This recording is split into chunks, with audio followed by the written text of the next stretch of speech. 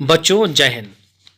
बच्चों हम लोग क्लास 12th की एनसीईआरटी में यूनिट 6 जो है आपकी जो रिप्रोडक्शन और जो आपका टॉपिक है नंबर 1 रिप्रोडक्शन इन ऑर्गेनिज्म को स्टार्ट कर रहे हैं। यहाँ से कुछ फंडामेंटल्स को जानेंगे ताकि हम अपनी तैयारी के लिए जो बोर्ड एग्जाम्स आने वाले हैं, ठीक है, उसमें आपको हेल्प मिलेगी। इसके साथ साथ और आपके सारे ऑब्जेक्टिव क्वेश्चन भी सही होंगे, वो गलत नहीं होंगे। तो चलिए हम लोग बात करते हैं, समय बिल्कुल नहीं लगाते हैं। रिप्रोडक्शन इन ऑर्गेनिज्म ये हमारे टॉपिक का नाम है, ठीक है। इसको शुरू करने से पहले मैं आपको एक कहानी सुनाता हूँ। कहानी सुनो कि जब भगवान ने ये दुनिया बनाई तो उसने ऑर्गेनिज्म को बनाया जिसमें सभी ऑर्गेनिज्म थे। शुरू में भगवान ने सोचा कि क्यों ना सभी ऑर्गेनिज्म को अमर बना दें, कि वो कभी मरे ही नहीं, कभी रिप्रोडक्शन ही ना करें। लेकिन फिर गॉड ने सोचा कि इससे ना तो मुझे मजा आएगा और ना ही उस ऑर्गेनिज्म को। जब वो मरेगा नहीं तो फिर मेरे को याद भी नहीं करेगा। इसलिए भगवान ने कहा कि जिस भी ऑर्गेनिज्म को मैं बनाऊंगा वो मरेगा भी, और जब वो मरेगा तो ये दुनिया खाली हो जाएगी। इसलिए उनको रिप्रोडक्शन करने के लायक बनाया कि ताकि वो रिप्रोडक्शन कर सकें और अपने ही जैसे ऑफ स्प्रिंग को बना सकें। और वो ऑफ स्प्रिंग क्या करेगा, आगे ग्रोथ करेगा, मेच्योरिटी स्टेज में जाएगा और फिर वो भी रिप्रोडक्टिव फेज में पहुंचेगा जहां से वो अपने जैसे ऑर्गेनिज्म को जन्म दे सकेगा और बाद में फिर वो उसकी डेथ हो जाएगी। और इस प्रकार से ये लाइफ साइकिल चलती रहेगी, कॉन्टिन्यूटी ऑफ लाइफ चलती रहेगी। इस प्रकार से लाइफ में कॉन्टिन्यूटी आ जाएगी। तो रिप्रोडक्शन एक बायोलॉजिकल प्रोसेस है बच्चों। इसमें एक ऑर्गेनिज्म अपने जैसे छोटे छोटे ऑफ स्प्रिंग को जन्म देता है। वो ऑफ स्प्रिंग ग्रोथ करता है, मेच्योर होता है और फिर न्यू ऑफ स्प्रिंग को प्रोड्यूस करता है। ठीक है बच्चों, समझ में आया? इस प्रकार बर्थ, ग्रोथ और डेथ की साइकिल चलती रहती है, जो मैंने अभी आपको भगवान जी वाली कहानी में सुनाया।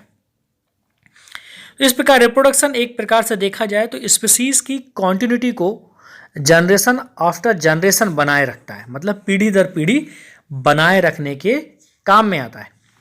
ठीक है, इसको बहुत सही तरीके से हम लोग principle of inheritance and variation में स्टडी करेंगे। ठीक है, जो आपके बाद में जेनेटिक्स जब हम लोग पढ़ेंगे तो वहां पर इसको देखेंगे। खैर, जब भी याद रखना कि हर ऑर्गेनिज्म के पास मल्टीप्लाई करने का एक अपना मैकेनिज्म है और उसी मैकेनिज्म के तहत वो है ऑफ स्प्रिंग को प्रोड्यूस करता है। ऑर्गेनिज्म किस प्रकार से रिप्रोडक्शन करेगा ये उसके हैबिटेट और इंटरनल फिजियोलॉजी के साथ साथ और भी कई सारे फैक्टर्स पर डिपेंड करता है। अब रिप्रोडक्शन में पार्टिसिपेट होने वाले ऑर्गेनिज्म के बेसिस पर यह दो प्रकार का हो सकता है, या तो वो एसेक्सुअल टाइप का होगा या फिर वो सेक्सुअल टाइप का होगा। अब वो एसेक्सुअल होगा कि सेक्सुअल होगा, इसके लिए मैं आपको एक कहानी सुनाता हूं कि जब भगवान ने दुनिया बनाई तो सबसे पहले उन्होंने उस दुनिया को एसेक्सुअल टाइप का बनाया। जब उन्होंने देखा कि ऊपर से कि वो सब एक जैसे दिख रहे हैं तो भगवान ने सोचा कि कुछ चेंज करना चाहिए और कुछ लाइफ जो सिंपल है उसको कुछ कॉम्प्लेक्स बनाना चाहिए। इसके लिए भगवान ने सोचा कि कॉम्प्लेक्सिटी तो तब आएगी जब वेरिएशन होगा, और किसी भी ऑर्गेनिज्म में वेरिएशन कब होगा? वेरिएशन लाने के लिए सेक्सुअल रिप्रोडक्शन कराना पड़ेगा। तो दुनिया में पहले एसेक्सुअल रिप्रोडक्शन आया, फिर सेक्सुअल रिप्रोडक्शन आया। मतलब पहले लाइफ सिंपल थी, फिर कॉम्प्लेक्स बनी। मतलब पहले मोनेरा आया, फिर प्रोटिस्टा आया, उसके बाद अदर्स आए। समझ गए ना? तो लाइफ हमेशा सिंपल से कॉम्प्लेक्स बनी है और कॉम्प्लेक्सिटी हमेशा सेक्सुअल रिप्रोडक्शन से ही क्रिएट होती है। यहां तक कोई दिक्कत आपको नहीं होनी चाहिए और होगी भी नहीं। ठीक है, देखिए अब हम लोग बात करेंगे एसेक्सुअल रिप्रोडक्शन की। जब भी एसेक्सुअल रिप्रोडक्शन की बात की जाए तो यहां पर कभी भी सिंगल इंडिविजुअल पेरेंट की बात हो रही हो, इसका मतलब वो यूनी पेरेंटल की बात हो रही है। तो इसमें एक सिंगल इंडिविजुअल पेरेंट से ऑफ स्प्रिंग प्रोड्यूस होता है एसेक्सुअल रिप्रोडक्शन में। जब भी सिंगल इंडिविजुअल आएगा तो क्या याद रखना आपको बेटा, आपको याद रखना है यूनिपेरेंटल। और इसी से जो ऑफ स्प्रिंग बनता है या जो बच्चे बनते हैं वो ना केवल एक दूसरे के आइडेंटिकल होते हैं बल्कि अपने पेरेंट्स के एग्जैक्ट कॉपी भी होते हैं। याद रखिएगा, सेक्सुअल रिप्रोडक्शन शब्द आएगा तो उसके साथ हमेशा प्रोजेनी आएगा, प्रोजेनी याद रखना। और जब एसेक्सुअल रिप्रोडक्शन वर्ड आएगा तो उसके साथ हमेशा क्लोन आएगा, क्लोन। ठीक है, हमेशा याद रखना, क्योंकि वो एग्जैक्ट कॉपी होते हैं मतलब क्लोन होते हैं। तो जब ये ऑफ स्प्रिंग एक दूसरे के जेनेटिकली भी आइडेंटिकल होंगे या डिफरेंट, ये क्वेश्चन बन सकता है कि these offspring likely to be genetically identical और डिफरेंट। तो यहां पर आपका आंसर होगा कि सर ये आइडेंटिकल होंगे। तो इस प्रकार के जेनेटिकली और मॉर्फोलॉजिकली सिमिलर इंडिविजुअल्स को ही हम लोग क्लोन कहते हैं, याद रखिएगा। ठीक है, बहुत इंपॉर्टेंट टॉपिक है और इस टॉपिक से 2 से 3 क्वेश्चंस हर साल आते हैं, नीट में भी आते हैं और आपके बोर्ड में भी आएंगे, क्योंकि अब ऑब्जेक्टिविटी पे बेस्ड है आपका बोर्ड एग्जाम। तो ऑब्जेक्टिव क्वेश्चंस तो आने हैं, 3 क्या 5 भी आ सकते हैं। ठीक है, लेकिन नीट वगैरह में यहां से 2 से 3 क्वेश्चन हर साल आते हैं। चलिए अब हम लोग बात करते हैं कि सिंगल सेल जो ऑर्गेनिज्म होते हैं वो सिंपल ऑर्गेनिज्म के प्लांट्स या फिर एनिमल में एसेक्सुअल रिप्रोडक्शन कॉमनली पाया जाता है। जो भी सिंगल सेल्ड ऑर्गेनिज्म होंगे, ठीक है, वो मोस्टली आप देखेंगे सिंपल ऑर्गेनाइजेशन के प्लांट्स होंगे ऐसे, ये एनिमल्स होंगे, वहां पर मिलेगा सिंगल सेल्ड ऑर्गेनिज्म। और वहां पर जब सिंगल सेल्ड ऑर्गेनिज्म मिलेगा मतलब एसेक्सुअल रिप्रोडक्शन मिलेगा। ठीक है, पहली चीज। दूसरी चीज सुनिए एक प्रोसेस होती है फिजन। फिजन में क्या होता है कि प्रोटिस्टा और मोनरा, आप याद रखिएगा, प्रोटिस्टा और मोनरा में ऑर्गेनिज्म या फिर प्लांट सेल 2 भागों में डिवाइड होकर, ये 2 भागों में जो डिवीजन होता है उसे माइटोसिस कहते हैं। ठीक है, वो पेरेंट सेल 2 भागों में डिवाइड होकर एक नए इंडिविजुअल को जन्म देते हैं। इस प्रकार से इन ऑर्गेनिज्म में सेल डिवीजन ही एक प्रकार की रिप्रोडक्शन का मेथड है। याद रखिएगा मेरी बात को ध्यान से। ठीक है, बाइनरी फिजन की अगर बात करें, बाइनरी फिजन में क्या होता है, जब कई single cell organism binary fission से रिप्रोडक्शन करते हैं, लेकिन जिसमें एक सेल 2 भागों में डिवाइड होती है। ध्यान देना मेरी बात को, मैंने फिजन में क्या बोला था, मोनरा वाले केस में, प्रोटिस्टा वाले केस में पेरेंट सेल 2 भागों में डिवाइड होती है, प्रोसेस होती है माइटोसिस और सिंगल इंडिविजुअल बनता है। लेकिन बाइनरी फिजन में क्या बताया मैंने आपको कि जो सिंगल सेल ऑर्गेनिज्म हैं वो बाइनरी फिजन से रिप्रोडक्शन करेंगे और वहां पर वो सेल 2 भागों में डिवाइड होगी और जो ईच पार्ट, जो दोनों भाग हैं, वो प्रत्येक भाग रैपिडली ग्रोथ करके एडल्ट ऑर्गेनिज्म बन जाएगा। इसका एग्जाम्पल है अमीबा और पैरामीशियम। इसी प्रकार आप बडिंग को भी ध्यान रखिएगा। बडिंग भी it is a type of asexual reproduction. Budding के लिए आप ईस्ट को याद रखें, ईस्ट में यह डिवीजन अनइक्वल होता है। ठीक है, ईस्ट वाले केस को क्या याद रखना है, ईस्ट के लिए डायग्राम आपको आपकी बुक में दिया गया है, फिगर 1.2। ठीक है, इस फिगर को आपको याद रखना है, ये 1.2 फिगर बहुत इंपॉर्टेंट है। ठीक है, और इससे क्वेश्चंस आते हैं। अब ये ईस्ट में बडिंग होता है, इसमें स्मॉल बड बनती है जो शुरुआत में पेरेंट सेल से जुड़ी रहती है और बाद में देखिए ये अलग होकर एक नए ईस्ट ऑर्गेनिज्म में मेच्योर हो जाती है। ठीक है, तो इन सभी ऑर्गेनिज्म में cell division is itself a mode of reproduction. कहने का मतलब है ये जो मैंने आपको जितने भी एग्जाम्पल बताए हैं, यहां पर एक तरीके से सेल डिवीजन ही हो रहा है और वो सेल डिवीजन में क्या हो रहा है, ये अपने प्रकार से सेल डिवीजन ही एक प्रकार का यहां पर मोड ऑफ रिप्रोडक्शन मिलता है। तो याद रखिएगा ये जो सेल डिवीजन वाला केस है वो प्रोटिस्टा और मोनरा के केस में आपको याद रखना है। नेचर में जब भी वेरिएशन के सबसे बड़े सोर्स की बात करते हैं तो वो एसेक्सुअल रिप्रोडक्शन नहीं होता, हमेशा सेक्सुअल रिप्रोडक्शन होता है। तो क्वेश्चन बन सकता है एसेक्सुअल रिप्रोडक्शन में तो क्लोन बनता है, तो क्या क्लोन में वेरिएशन पॉसिबल है? बिल्कुल है, क्लोन में वेरिएशन म्यूटेशन से पॉसिबल हो सकता है। और जो म्यूटेशन होता है ना, वो म्यूटेशन क्या होता है, सडन चेंज होता है, यकायक चेंज हो जाता है, ठीक है। इसलिए वो अगर चेंज आपको दिखेगा तो वो म्यूटेशन के द्वारा ही दिखेगा, ठीक है। प्लांट के केस में देखेंगे अगर रिप्रोडक्शन में, तो asexual sexual in almost all the plant group, सभी प्लांट ग्रुप में आपको दोनों मिलेगा, एसेक्सुअल और सेक्सुअल दोनों मिलता है, ठीक है। अब हमने यहां तक समझा, इन चीजों को बड़े उससे सुना। अब यहीं पर एक प्रोसेस होती है कि जो कुछ ऐसे स्पेशल एसेक्सुअल रिप्रोडक्टिव स्ट्रक्चर पाए जाते हैं, जैसे फंगी की बात कर लेते हैं, और कुछ सिंपल प्लांट जैसे एल्गी, इनमें कुछ स्पेशल एसेक्सुअल रिप्रोडक्टिव स्ट्रक्चर मिलते हैं जिनके द्वारा यहां पर रिप्रोडक्शन होता है। जैसे हम लोग बात करें जू स्पोर्स की, जू स्पोर क्लेमाइडोमोनास में मिलता है। आप अपने एनसीईआरटी में फिगर नंबर 1.3 को देखें, ठीक है। तो जो ए है ना, ए, तो वहां पर आप देखें जू स्पोर्स हैं उसमें, तो जू स्पोर्स क्लेमाइडोमोनास में, ठीक है। तो इस डायग्राम पे भी कई बार क्वेश्चंस आए हुए हैं। अब कोनिडिया, बी डायग्राम 1.3 में बी देखिए, कोनिडिया पेनिसिलम, ठीक है। बट्स हाइड्रा में, और जैम्यूल्स स्पंजेस में स्ट्रक्चर होता है, जैम्यूल्स का स्ट्रक्चर जो आपके एनसीईआरटी में डी बना हुआ है ना, वो याद रखिएगा आपको, ठीक है।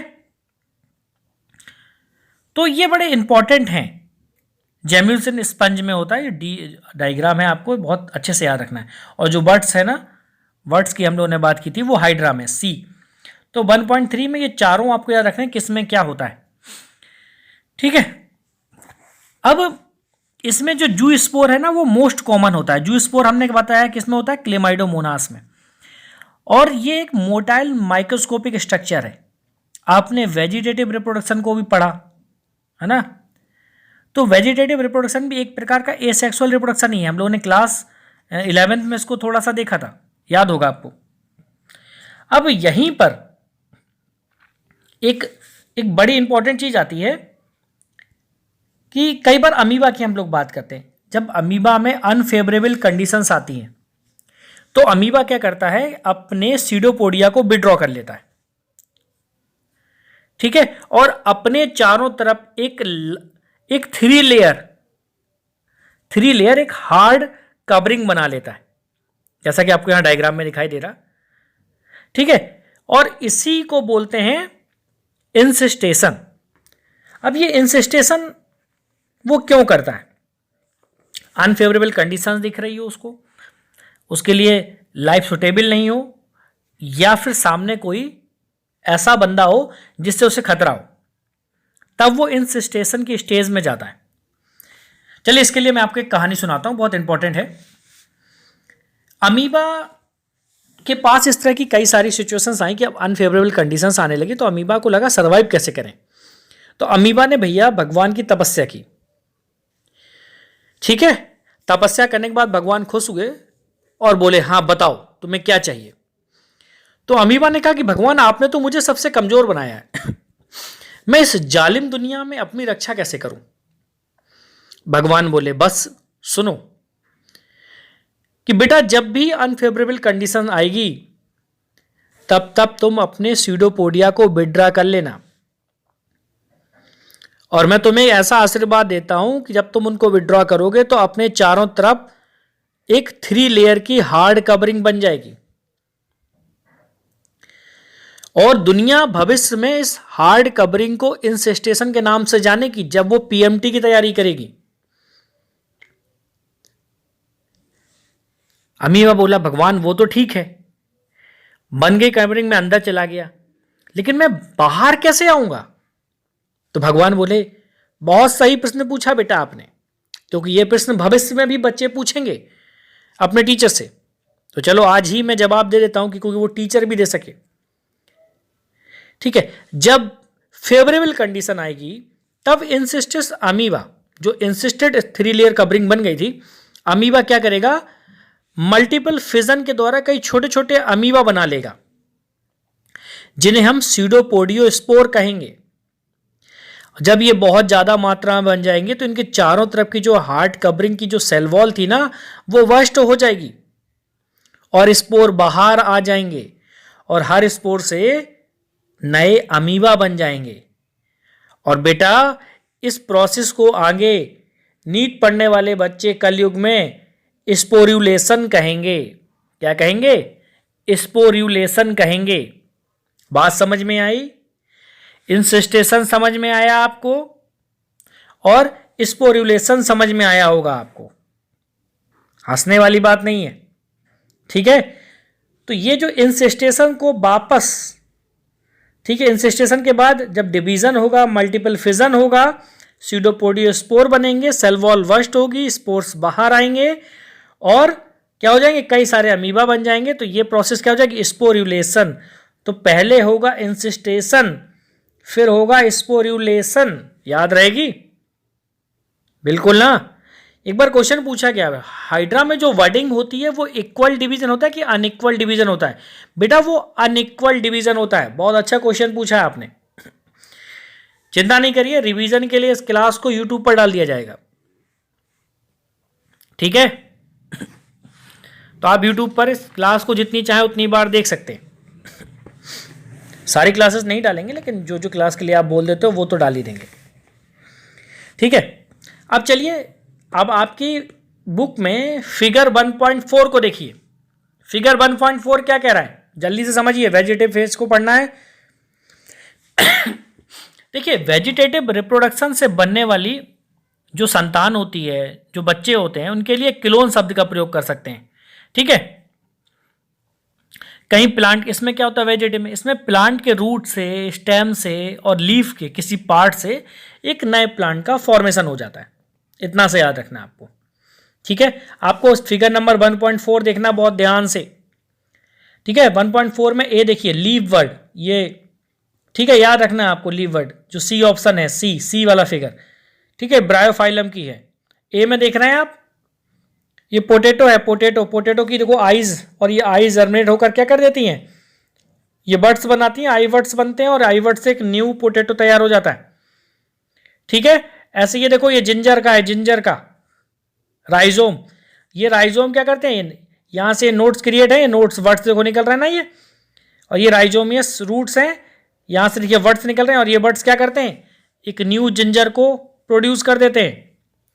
बल्बिल ऑफ एगेव, सी में देखिए बल्बिल ऑफ एगेव, ठीक है, यहां पर बल्बिल है ना, एगेव के बल्बिल, ये दोबारा से कर देते हैं। डी में आपको मैंने पहले ही बताया था, ये जो लीफ वर्ड्स बन रही हैं ब्रायोफाइलम में बन रही है, ब्रायोफिलम याद रखना है। और वाटर हायसिंथ याद रखना है। देखिए वाटर हायसिंथ में जिसको ऑफसेट, ये देखिए ब्रांच टाइप का स्ट्रक्चर दिख रहा है ना, ये ऑफसेट, ये ऑफसेट क्या कर देती हैं? इससे अलग हो जाती हैं और एक फिर नया ऑफ स्प्रिंग तैयार कर देती हैं, एक नया प्लांट तैयार हो जाता है वाटर हायसिंथ का, ठीक है। तो एनिमल्स और अनसिंपल ऑर्गेनिज्म में मोस्टली एसेक्सुअल वर्ड का हम लोग यूज नहीं करते, लेकिन प्लांट्स के केस में वेजिटेटिव रिप्रोडक्शन शब्द का प्रयोग बहुत फ्रीक्वेंटली किया जाता है बच्चों।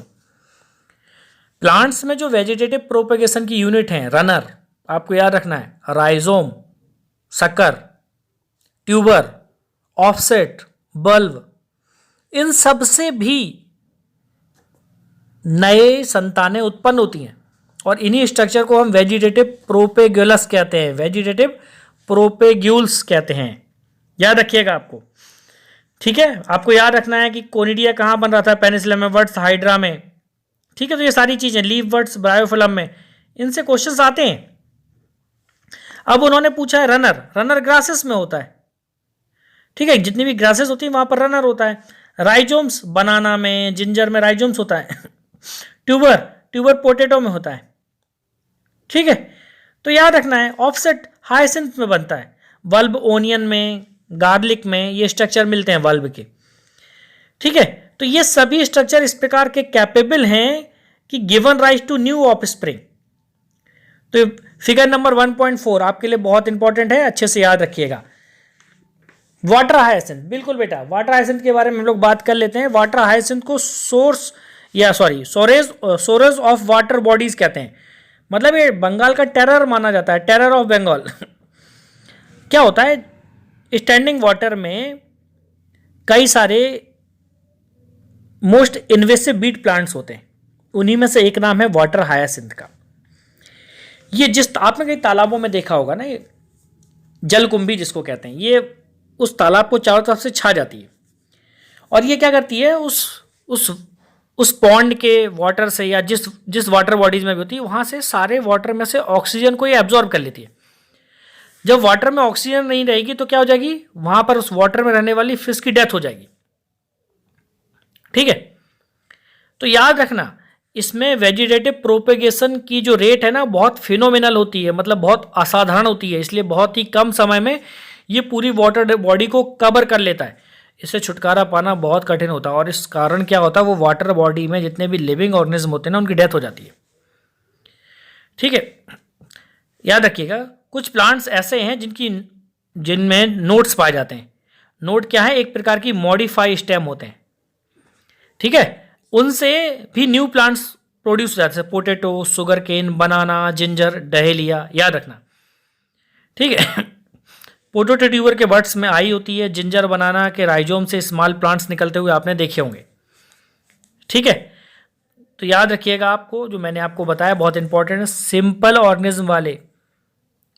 ऑर्गेनाइजेशन वाले ऑर्गेनिज्म जैसे एल्गी, फंगस में रिप्रोडक्शन का कॉमन मेथड एसेक्सुअल होता है, जबकि एडवर्स कंडीशन के आने से ठीक पहले एसेक्सुअल रिप्रोडक्शन सेक्सुअल की ओर शिफ्ट हो जाता है। ठीक है, और जिन रिप्रोडक्शन में सेक्सुअल रिप्रोडक्शन मिलता है, जिन ऑर्गेनिज्म में सेक्सुअल रिप्रोडक्शन मिलते हैं वो इन ऑर्गेनिज्म को अनफेवरेबल कंडीशन से बचाते हैं, क्योंकि सेक्सुअल रिप्रोडक्शन एडवर्स कंडीशन में भी सक्सेसफुल रहता है। ठीक है, अब अगर आप प्लांट्स में हायर प्लांट्स की तरफ मूव करें तो हायर प्लांट्स में आपको एसेक्सुअल और सेक्सुअल दोनों रिप्रोडक्शन मिलने जाते हैं बेटा। तो मोस्टली एनिमल में केवल सेक्सुअल रिप्रोडक्शन मिलता है। अगर पूछें केवल किस में, तो एनिमल में केवल मोस्टली केसेस में सेक्सुअल रिप्रोडक्शन मिलता है। तो बेटा चलिए फिर हम लोग नेक्स्ट देखते हैं सेक्सुअल रिप्रोडक्शन।